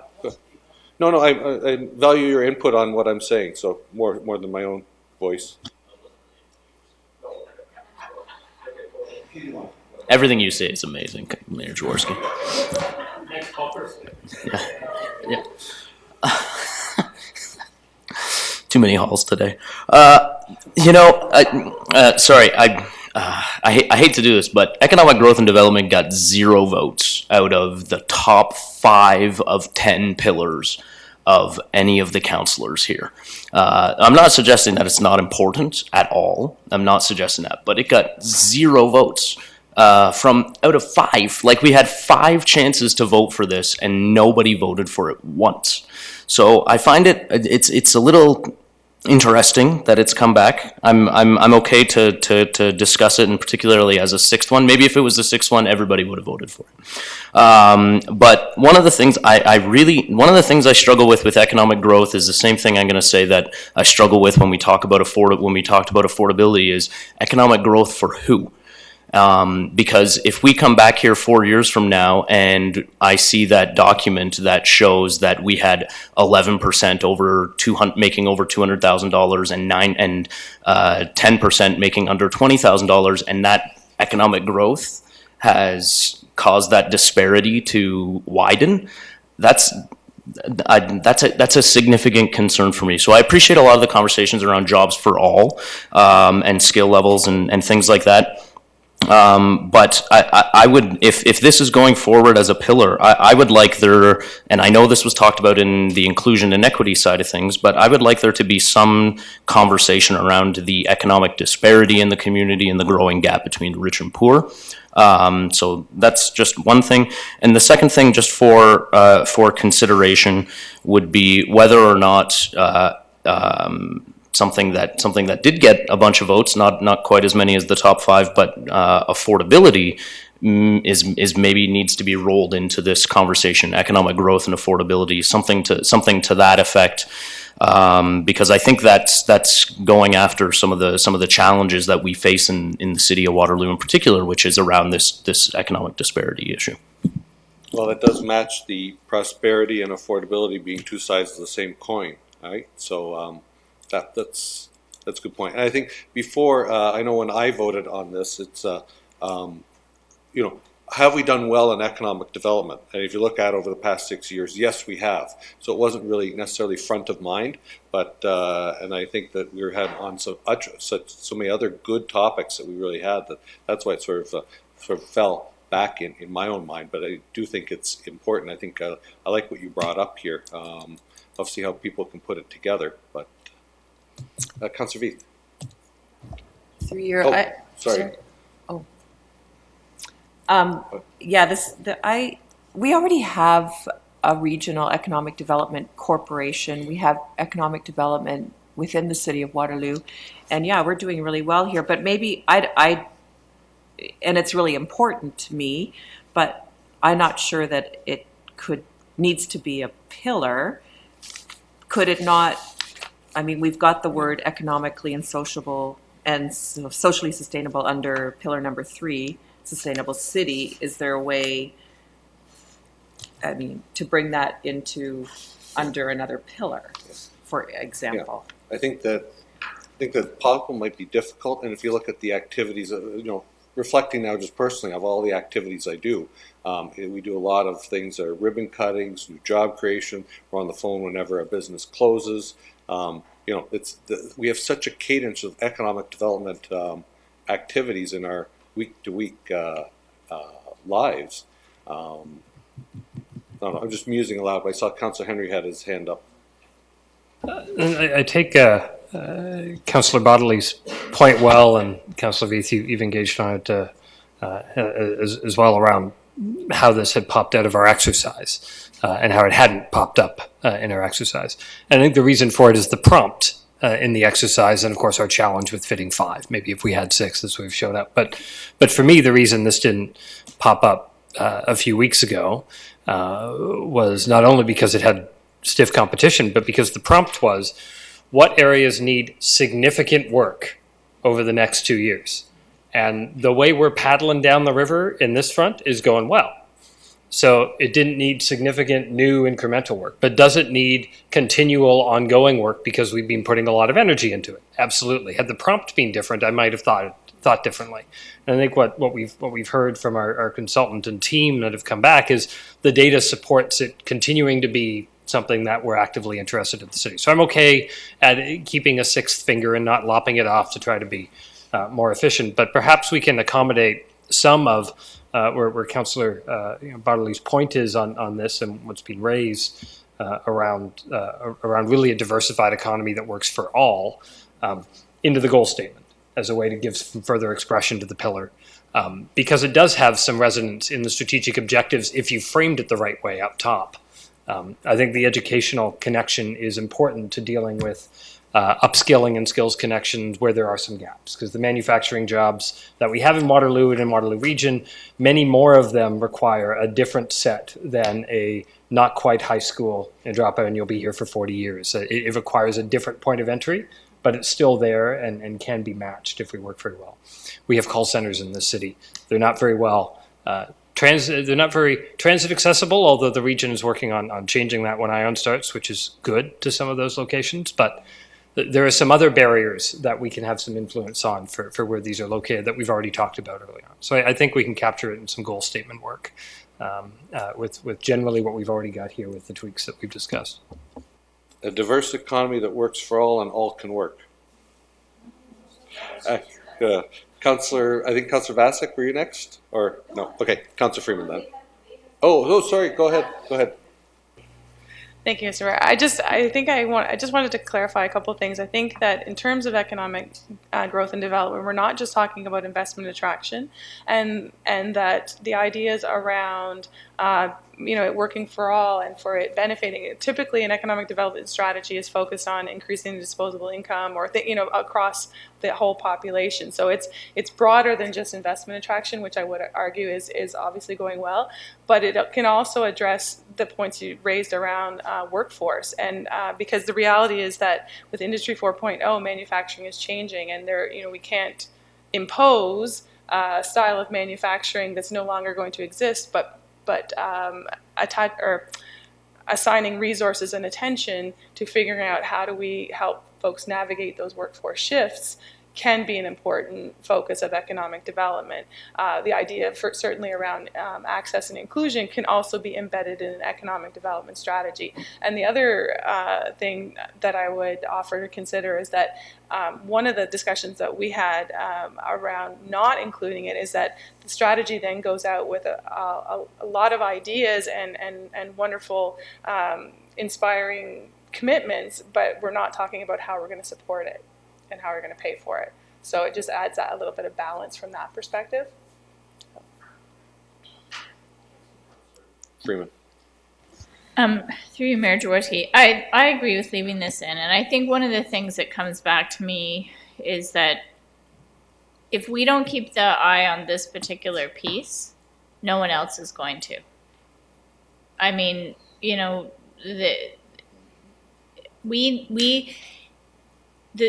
in my mind's eye, the reason why the Economic Development Corporation works so well in Waterloo Region is that within each municipality, you have individuals who are dedicated to focusing on that municipal strength or weakness or whatever. And so if we don't include it, I think we'd miss out. But I do think it's important what Councillor Biley said in terms of how we looked at it before, and I would agree with Councillor Henry that if we'd thought of it in this lens at that time, it might have changed how we ranked it. Okay, turning it back over to you. Great, thank you. Yeah. I'm just checking in around time. Yeah, so I was just going to mention, I think our goal is to for sure be done by 5:30. Does that look possible? How many more things do we have to do other than? We're going to, this is basically it, review the mission, guiding principles, and vision. Okay, let's get her done. So mission statement, there wasn't a lot of discussion. My sense when I walked away from council with the session with Queen's Executive was that we could live with this. And that was certainly my sense from staff as well. So, again, it's more of an internal to say this is why we exist. So the mission statement as it reads proposed. The Corporation of the City of Waterloo is committed to supporting sustainable growth and an inclusive, vibrant community through the delivery of service excellence. We are supported in this effort through a team of volunteers, staff, and elected officials that share a commitment to fiscal responsibility, healthy workplaces, effective communications, and personal leadership. Okay, and when I was having conversations before with people, did somebody say safe and healthy workplaces? Was that Councillor Vasek? That was the only thing I had heard somebody make a comment on. And I'll look to CEO Tim Anderson. through you, Mayor Jaworski, that certainly would be probably a welcome addition here. I think that too kind of falls out of our values, corporate values, and it would be strengthened in the mission statement as well. So I would definitely support it. Along that lines, I was more thinking of the respect in the workplace work that we're doing as well with citizens and that. So, okay. Also, are those the guiding principles? Fiscal responsibility, healthy workplace, effective communication, and personal leadership. Are those the guiding principles? Yes, they do reflect the guiding principles. Sustainability, you'll notice, is up on top. So they are reflected. I mean, that's not the intent of the mission statement to have to reflect all the guiding principles, but in this case, the way that the language worked, yes, it does. Can we add equity in then, please? Sure. So just through you, Mayor Jaworski, I had noted that as well, because as I read through, the same thing was happening the last, those items which are called, oh my God, my brain is fried. What are they called? What are these? The principles, thank you for the word. Those really flagged. So then what I would draw your attention to is the first sort of sentence. And then looking at the aspect of inclusive and vibrant. So as we worked through this together, I recognized that what the consultants had done was embedded those two, in a sense, new ones further up in it. And so then, are you wishing for that word and that practice of equity to be there? So then might it be supporting sustainable growth, equity, inclusivity. Inclusive, equitable, and vibrant community through the delivery of service excellence. Sustainable and equitable growth? Sustainable.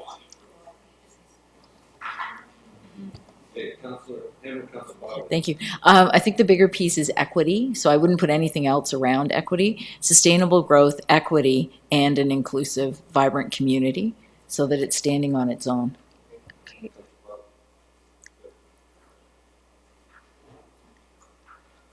Okay, great, thank you. The guiding principles, you'll see two there with a star. Sustainability, equity, and inclusion have been added, and healthy workplace will change to healthy and safe workplace. So if there's no changes to those, we are working on statements that will offer some definition clarity to support interpretation. Okay, Councillor Bodley. We had just discussed the last one around effective engagement as opposed to communication. I don't know if people still agree with that or not, but communication being one way, engagement being both ways. These are the guiding principles of the organization as it applies to staff, to all of us. I'm just thinking about... To all. Yeah, to all. Councillor Hammer. Thoughts? So I would support Councillor Bodley on this. It's effective engagement because it is a two-way. It's communication and it's bringing people in. So I think it's more inclusive than just communication. Okay, then we probably want to revisit where it is in the mission statement as well, because it had communications, as I recall. Could you just flip back one slide?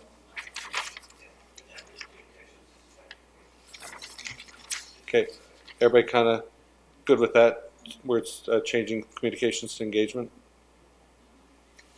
You know, we're Great. in good seats. You guys are good with that? Okay. Great, thank you. And the vision. And so the direction that we received from council was that you wanted something that was going to be bold, that was reflective of Waterloo. We talked about this in the last session, that people need to see themselves in the vision. And so some of the language that was presented during that session, you can see presented here: living, learning, creating together, equity, entrepreneurship. And so here's where we landed. By leading the world in learning, discovery, and caring, we are a community with opportunity for all. Thoughts? Councillor Freeman first. Councillor Hammer second. I can live with this. It's a heck of a lot better than live, learn, create. And, you know, I don't know. I think I could wordsmith this till the cows come home, but I'm thankful that we've got in here discovery. I'm thankful we have learning, and I'm thankful we have caring, because I think that we have lost sight of being a caring community. The other stuff I'll have at it, everyone else can have at it.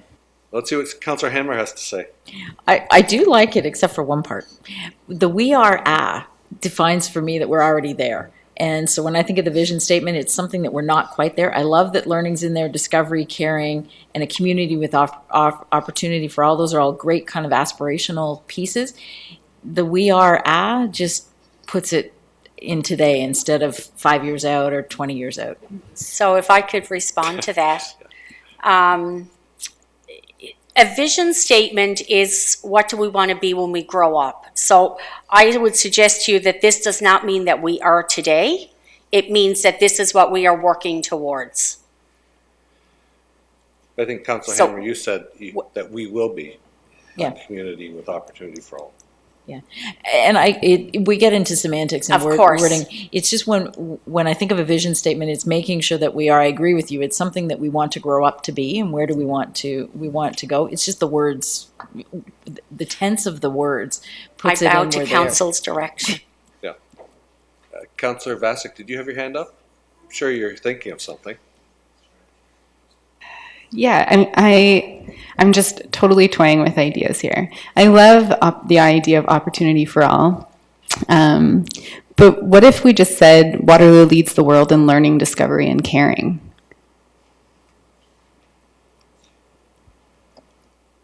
Say that again. Waterloo leads the world in learning, discovery, and caring. As just strictly as a vision statement, just those words.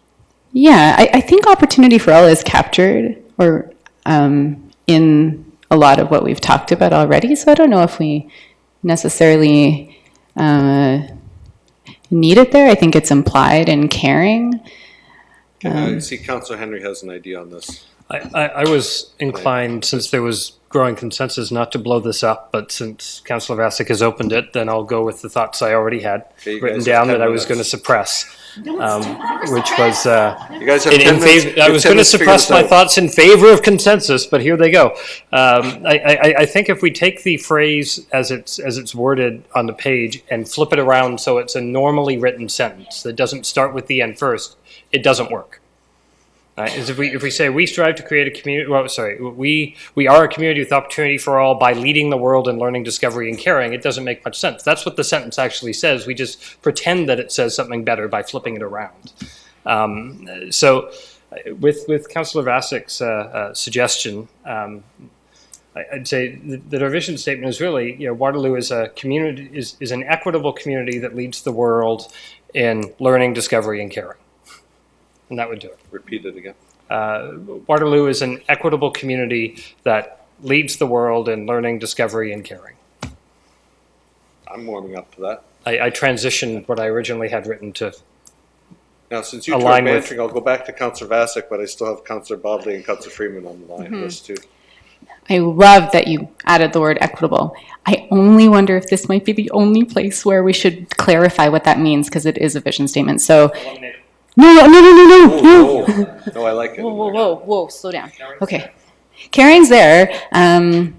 We could say something about recognizing difference or something along those lines where we're clear about what equity means. Since we're not at a place where we really know what equity means maybe in the community, we can spell it out for people. I think it gives us an opportunity for people to ask questions. So I might not add more to it. Less words is better. Councillor Bodley first, and then I'll see if Councillor Freeman still has hand up. Go ahead.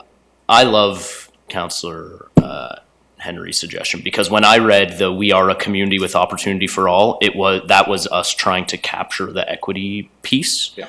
And so by replacing that with the word equity, I think does it for me, and I could care less which order they're in, but I like where you're going there. Councillor Freeman. Yeah, I like that it's in it's a bold statement that says Waterloo is, and I think that's where we need to be, and it's not, and we haven't attained it yet. I appreciate Councillor Hamner's point that we have to push something that we are striving for, and we don't have to say we're striving. We're saying that we're doing this, and each time we approve something, we're trying to do it. So if I understand correctly, I want to double check the language. I wrote it down. I wrote, Waterloo is an equitable community that leads the world in learning, discovery, and caring. Is that correct? Okay. Yeah, I like, because it could be under the word vision statements, right? So vision sort of implies that it's what we're working on, so I'm kind of, oh, go ahead, yes. Just for clarity, the thinking between opportunity for all was certainly to speak to that idea of equitable or equity, but it also was definitely meant to talk about economic opportunity, or the opportunity to sustain and raise a family, and all of those things, which may not be captured if we take away that concept of opportunity. So just throwing that out there for thought. I think equity is a big word. Yes. And it's a good word. And I'm hearing that Vista Hills uses it, Vista Hills students use it. If they can use it, then we can use it. Oh, go ahead. I was just going to say, I think by having equity in there, and then also by having it as part of our pillar inclusion and equity, it may well force people to go look at what that strategic pillar means. And when they look at that, equity refers to 4 things: community, city, internal, aging, and income. And I think that's what we want people to be looking at. So I like the idea of flip the page to learn more. Because we know how often people always ask us what our vision statement is. So we'll give you a good chance for us to tell them. Okay, Councillor Hanmer. No, I like it. I like it. And to Councillor Freeman's comment, the is to me always pushes it, the vision. It's the R that doesn't, but is does. And I do like the Waterloo is an equitable community leading the world in learning, discovery, and caring. Okay, is that the same one?